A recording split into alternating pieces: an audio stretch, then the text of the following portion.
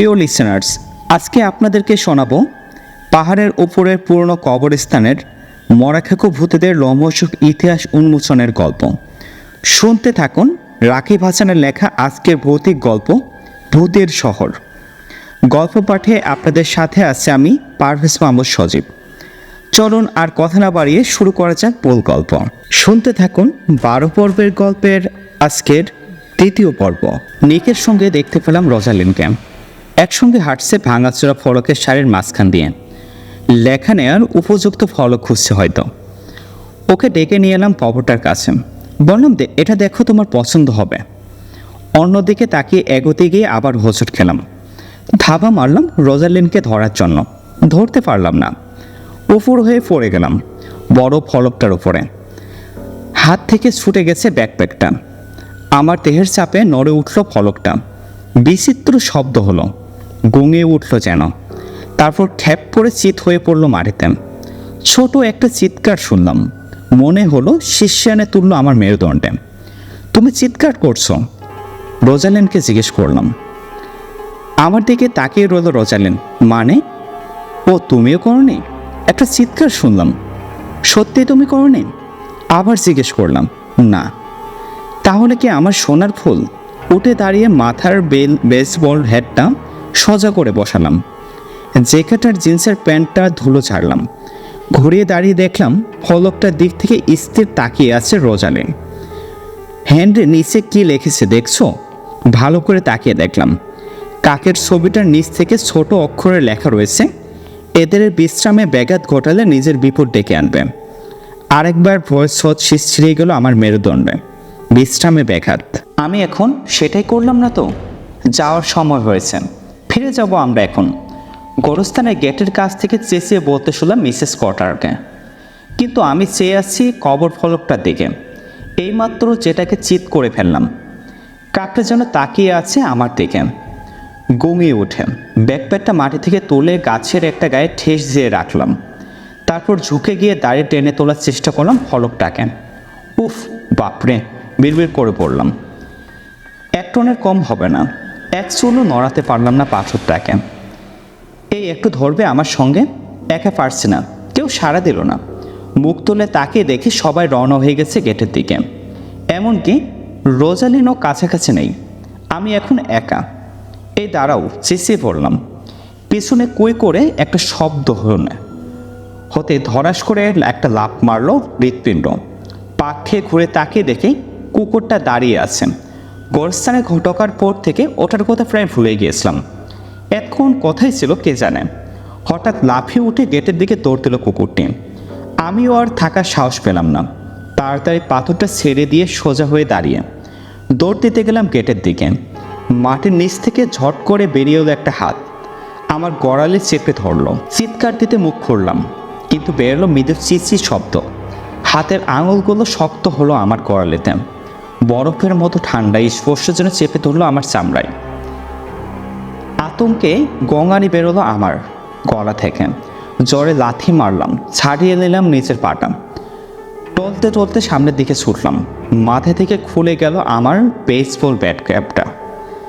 নেয়ার জন্য থামলাম না, দৌড়ে চললাম। বেরিয়ে এলাম ভাঙা কাঠের দরজা গেটের বাইরে। দাঁড়াও, দাঁড়াও তোমরা, চেঁচিয়ে পড়লাম। একটা হাত কবর থেকে বেরিয়ে এসেছিল। রজালের নিক টেরি আরও কয়েকটা ছেলেমেয়েও ফিরে তাকালো আমার দিকে। টোরি জিজ্ঞেস করলো, হ্যান্ডি তোমার কি হয়েছে? পাক খেয়ে ঘুরে দাঁড়ালাম গোরস্থানের দিকে। কবরটার দিকে তাকালাম। একটা হাত বরফের মতো শীতল, মাটি ফুঁড়ে বেরিয়ে এসেছিল। কোথায় এখন ওটা? কোথায়? কোনো হাতের চিহ্নই তো নাই। নিথর নীরব হয়ে আছে কবরস্থানটা। বাদামি কালো ডোরা কাটা একটা কাঠ বেড়ালে ছুটোছুটি করছে কাত হয়ে থাকা কবর ফলকগুলোর মাঝে। তীক্ষ্ণ দৃষ্টিতে তাকিয়ে রইলাম। দম ফিরে পাবার চেষ্টা করছি।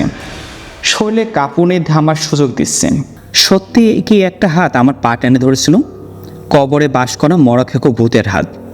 নাকি আমার পা জড়িয়ে গিয়েছিল মোটা লটায়? লম্বা ঘাসের মধ্য দিয়ে বেরিয়ে থাকা কবর ফলকগুলোর দিকে তাকালাম, কিন্তু কিছুই নড়ছে না। কিছু নেই ওখানে। জ্বরে নিঃশ্বাস ফেলে ঘুরে দাঁড়ালাম আবার। দৌড় দিলাম ছেলে মেয়েদের দিকে। ঢালের অর্ধেকখানে নেমে গেছে ওরা। হাঁপাতে হাঁপাতে এসে পৌঁছালাম রোজালিনের কাছে। আমার দেখে সন্দেহবান চোখে তাকালো। কি ব্যাপার হেনরি, কি হয়েছে তোমার? কিছু না, জবাব দিলাম। গোরস্থানটা আমার ভীষণ পছন্দ হয়ে গেছে, বুঝতেই পারছো। আমি ওটা পরিবেশটা পছন্দ হয়ে গেছে আমার। মনে মনে বললাম, পছন্দ না করছো? আশা করি আর কোনোদিন যেতে হবে না ওখানে আমাকে। নিজেকে বললাম, কিন্তু তখনও জানি না রাত পোহাবার আগেই আবার আমাকে যেতে হবে গোরস্থানে, এবং বেশি ফিরে আসা কঠিন হবে। আমার ব্যাকপ্যাকটা কোথায়? নিচতলার বারান্দা থেকে পিটারের তীক্ষ্ণ চিৎকার কানে এলো আমার। ডিনারের পর আমার কম্পিউটারের সামনে বসে স্কুলের ইংরেজি হোমওয়ার্ক করছি। নিচতলায় হট্টগোল করছে আমার ছোট ভাই বোনেরা। মা চেঁচিয়ে বলল, যতক্ষণ তোমার না থামবে আমি তোমাদের সঙ্গে কথা বলবো না। থামো এখন প্লিজ। চেঁচামেচিতে কান না দিয়ে নিজের কাজে মনোযোগ দেওয়ার চেষ্টা করলাম। আমার ঘরের দরজা দিয়ে মাথা ঢোকালো পিটার। জিজ্ঞেস করলো, আমার ব্যাকপ্যাকটা কোথায়? আমি কি করে বলবো? মিথ্যে কথা বললাম। কালকে ওটা আমার দরকার, আলমারিতে পাচ্ছি না। তীক্ষ্ণ কণ্ঠ বলল পিটার। ওর দিকে তাকিয়ে রইলাম, ভাবছি আর ভাবছি। হঠাৎ করেই মনে পড়লো কোথায় আছে ব্যাকপ্যাকটা। গোরস্থানে ফেলে এসেছি, আলমারিতে তাকে রেখেছিলাম। পিটার বলল, কাল সকালে আমার দরকার। ক্রমে স্বর উচ্চ চড়ছে তার। আমি জানি কোথায় আছে ওটা, স্বীকার করলাম অবশেষে। চোখ বুঝলাম। আজ সকালে গোরস্থানে যাওয়ার কথা ভাবলাম। একটা গাছের করে রেখেছিলাম জঘন্য ব্যাকপ্যাকটাকে। একটা হাত যখন আমার গড়ালি চেপে ধরেছিল, মাথা থেকে বেসবল ক্যাপটা উড়ে গিয়েছিল। তখন আমার মনে পড়ছিল আমার, কিন্তু ওটা নেওয়ার জন্য আমি থামিনি। ওখান থেকে বেরোনোর জন্য পাড়াপাড়ি করে ছুটেছি। তারপর ভুলে গেছি ব্যাকপ্যাকটার কথা। এখন কি হবে? ওটা নিয়ে আসা রাগত কণ্ঠে বলল পিটার। আমার কাজ চেপে ধরে টানল। ওঠো। আমাকে না বলে আমার জিনিস নিয়ে গেছো কেন তুমি? ওঠো জলদি, হ্যান্ডে নইলে ভালো হবে না। নিচ থেকে এখনও পল আর মেগানোর চিৎকার কানে আসছে। ধমক দিয়ে মা ওদের থামানোর চেষ্টা করছেন।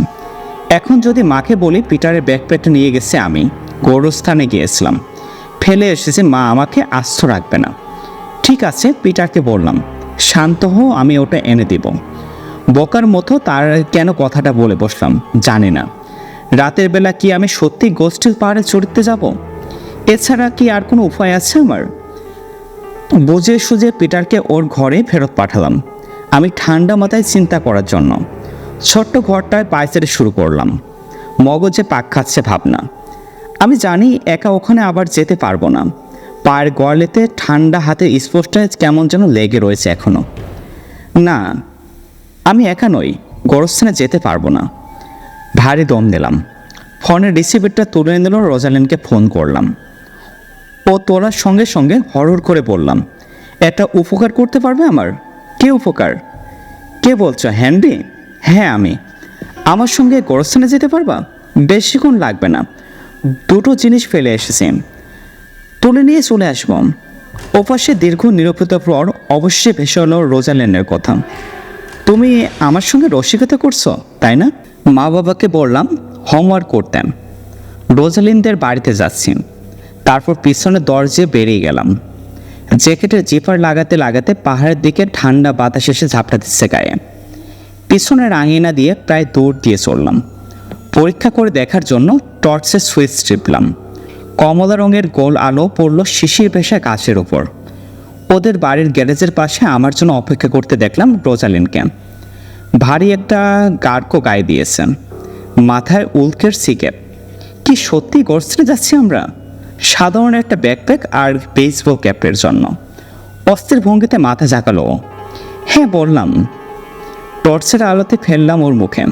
আর যাই হোক, ব্যাকপ্যাকটা আনতেই হবে। পিটারের ওই জঘন্য জিনিসটাকে নেয়াই ভুল হয়েছিল। বাতাসের মধ্যে সামনে ঝুঁকে ঢাল ভেয়ে উঠে চললাম আমরা। শিশিরে ভিজে পিছিল হয়ে গেছে লম্বা ঘাসগুলো। আমার হাত চেপে ধরেছে রোজালিন। ধীরে ধীরে অপরে উঠতে লাগলাম আমরা। তোমার পরপরই ফোন রিসিভ করছিল নি, রোজালিন বলল। তাই কি চাই? আমার ইতিহাসের নোটগুলো, কিন্তু ওকে বলে দিয়েছি এখন দিতে পারবো না। এখন আমি গোরস্থানে যাচ্ছি। হাসল রোজালিন। ভীষণ অবাক হয়েছে ও। শুনে ভালো লাগলো না আমার। ওকে আবার বলতে গেলে কেন? কাজ ঝাঁঝালো শুধু রেজালিন জবাব দিল না। কয়েকটি গাছের জটলার পাশ দিয়ে ঘুরে এলাম আমরা। বাতাসে কাঁপছে ওগুলো শূন্য ডাল, মটমট আওয়াজ তুলছেন। আজ সকালবেলা বেরোনোর সময় চেঁচিয়ে বলেছিল কেন? রেজালিন জানতে চাইল। এবার অন্তত সত্যি কথাটা বলো। মনে হলো কিছু দেখেছি। তোমার ইংলিশ পেপারে যে প্রবন্ধ লিখেছিলেন মরাখাকু ভূতের কথা, নিশ্চয়ই বিশ্বাস করো না? আমার দিকে তাকিয়ে আছে রোজালিনের সবুজ চোখ। না, বিড়বিড় করে পড়লাম। মুখ তুলে তাকালাম গোস্ট হিলের চূড়ার দিকে। আজ রাতে আর অদ্ভুত আলোর ঝিলি দেখা যাচ্ছে না। পরিষ্কার কালো আকাশের নিচে ভেসে বেড়াচ্ছে যেন চাঁদটা। খোলা গেটটা পেরিয়ে এসে থামলাম আমরা। পুরনো এক সারি পাথরের ফলকের উপর আলো ফেললাম। আমি একটার উপর আরেকটা কাত হয়ে এসে যেন ঘুমিয়ে থাকার ভঙ্গিতে। লম্বা একটা ফলকের নিচ থেকে কি যেন এসে পড়লো আমার পায়ে। আমি চমকে লাফিয়ে উঠলাম। খরগোশ! হেসে উঠল রোজালিন। হেনরি, তোমার অবস্থা দেখে মনে হচ্ছিল বাঘে হামলা চালিয়েছে। ছোট্ট একটা খরগোশ দেখে যা করলা! ব্যাকপ্যাকটা নিয়ে চলে এখান থেকে পালাই। বিড়বিড় করে পড়লাম। জরা কবরটার কাছে একটা গাছের গোড়ায় ফেলে গিয়েছিলাম। গড়িয়ে এসে চাঁদের মুখ ঢেকে দিল এক টুকরো মেঘ। অন্ধকার হয়ে যাওয়া গড়স্থান দেখার চেষ্টা করলাম।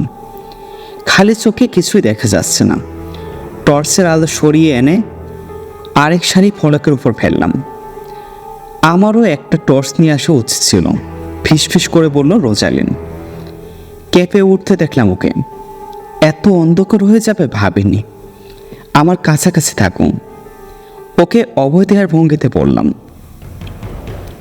আসলে আমি নিজে ভয় পাওয়াতে যে ওকে কাছাকাছি রাখতে চাইছি সেটা ওকে বুঝতে দিলাম না। গাটওয়ালা বুড়ো গাছগুলো ফাঁক ফুকুর দিয়ে পওয়ার সময় শীষ কাটার শব্দ তুলছে। জোরালো বাতাস, শূন্য ডালগুলো ঝাঁকি খাচ্ছে। আওয়াজ হচ্ছে মটমট করে। কাত হয়ে থাকা পাথরের ফলকগুলোতে ঘষাকে হুসুস শব্দ করছে। লম্বা ঘাস। নিচু একটা সারি ফলকের দিকে এগোলাম আমরা। একটা গর্তে পা ঢুকে গেল আমার। আও করে চেঁচিয়ে উঠলাম। তীক্ষ্ণ ব্যথা উঠে এলো আমার পায়ের গোড়ালি বেয়ে। পা ডলতে থাকলাম, ব্যথাটা না কমা পর্যন্ত। আমি ঠিকই আছি। সামান্য একটু চমকে গিয়েছিলাম।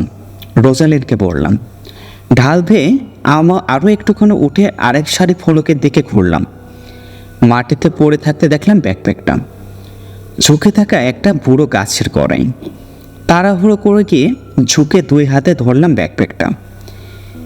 শিশির জমাট বেঁধে গেছে। ক্যানভাসের গায়ে পাতলা বরফের আস্তর পড়েছে। এক হাতে ডাল সরাতে লাগলাম ওগুলো।